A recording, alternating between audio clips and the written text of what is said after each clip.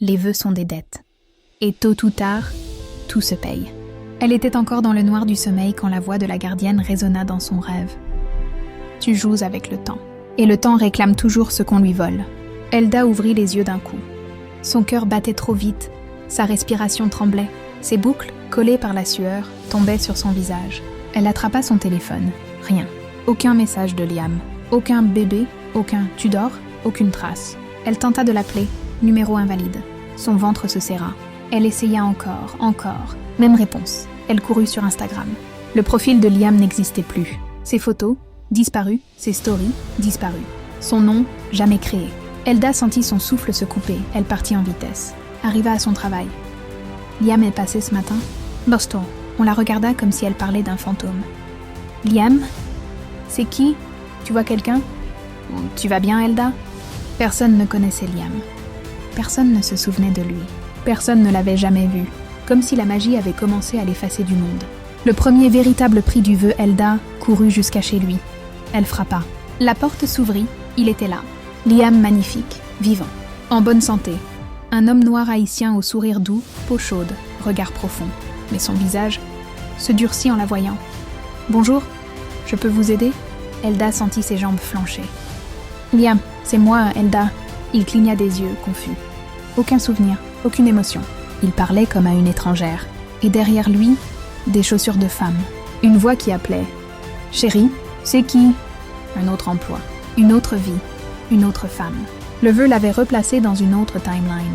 Un monde où Elda n'existait plus. Son cœur se fissura. Le vœu de rébellion. Cette nuit-là, Elda s'effondra sur son lit. Elle ne pleurait pas seulement Liam. Elle pleurait ce qu'elle avait déclenché. Elle posa sa main sur la case 8. Le bois vibra sous ses doigts.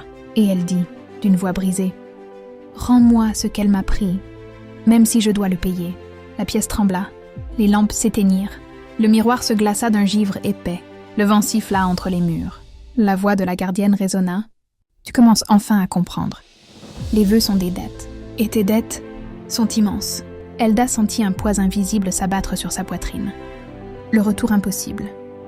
Cette nuit-là, elle sentit une présence. Elda se retourna. Liam était là, vrai, humain, normal. Il la regarda comme avant. Il la prit dans ses bras. Il respira son cou, comme s'il avait rêvé de ce moment. « Je crois que je te retrouverai dans chaque vie, mais je dois partir. » Il voulut toucher sa joue, mais sa main passa à travers l'air, comme une illusion. Puis il disparut, comme si la magie lui avait donné une dernière visite, avant la fin. Elda cria son nom. Le silence lui répondit. Le rêve qui détruit les illusions. Elle retomba dans le sommeil, épuisée. Dans son rêve, la gardienne se tenait devant elle. Ses yeux bleus brillaient d'une tristesse étrange. « Tu joues avec le temps, Elda. Le temps réclame toujours ce qu'on lui vole. » Derrière elle, attachée par des fils bleus, une silhouette se forma.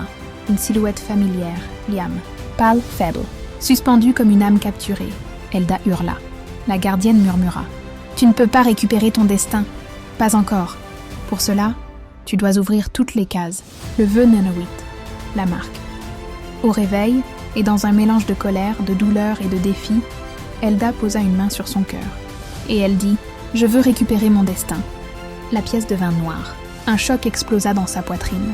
Et quand elle rouvrit les yeux, un symbole bleu avait apparu au centre de son torse, juste au-dessus de son cœur. Une marque de la gardienne. Une marque de pouvoir. Une marque d'appartenance. Elda n'était plus seulement une victime de la magie. Elle en faisait désormais partie.